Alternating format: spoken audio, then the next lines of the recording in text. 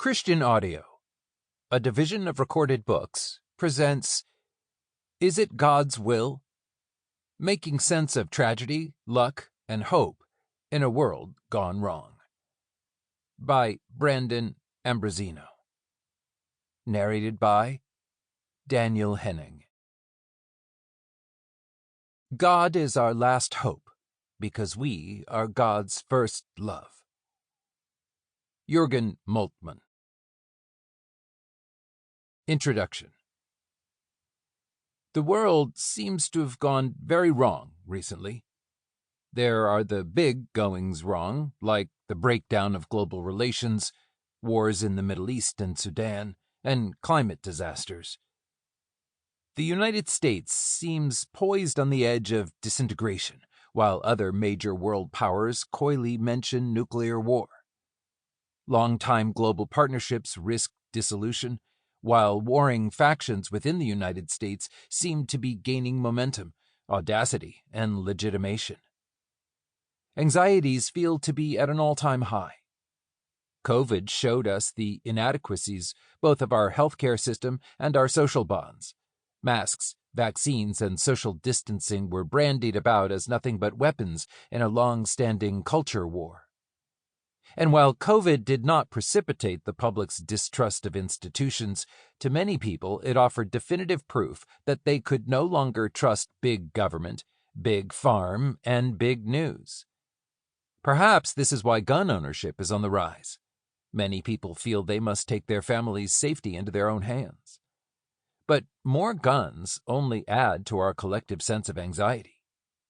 In a country with more guns than people, any old place, shopping mall, concert venue, house of worship, becomes the next location with a Wikipedia entry.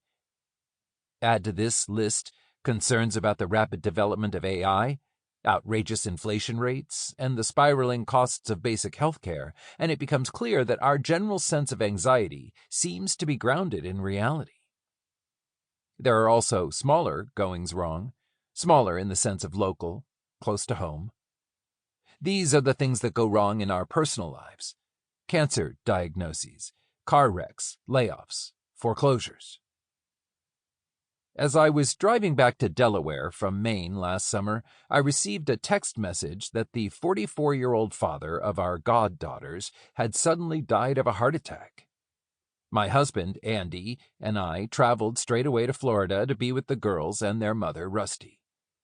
2 days later, we were at a kitchen table struggling to find words to tell the 2.5-year-old that her father wasn't coming home. God just wanted to be with Daddy so much, said their mother, that he took him to heaven. My theological sensibilities suggested I intervene, but my friend instincts told me to remain quiet and reminded me that what was important was for this mother and daughter to begin their journey to healing. A few weeks earlier, my friend experienced a painful miscarriage. As I struggled to comfort her husband, Dan, he simply shrugged and said, "The baby didn't want to be in there. He made his choice." Same shudder, same instincts. My friends were using different vocabularies. Rusty's was explicitly theological and Dan's wasn't, but they were essentially making similar claims. The tragedy they experienced wasn't really a tragedy. It was a decision. It didn't just happen. Someone was pulling the strings. Although these claims troubled me, I could tell they brought my friends some comfort.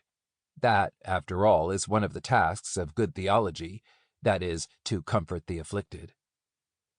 Still, I couldn't help but wonder what would happen if my goddaughter were to grow up believing that God took her dad because he wanted to be with him. Does that mean God is selfish? Doesn't God know that Carl's family also wants to be with him? Did God send the heart attack to get him to heaven quickly? Could he not have found a less horrific way to do it? Could he have given Rusty some advance notice? Or maybe my goddaughter will start to wonder why God doesn't take all of us to heaven right now.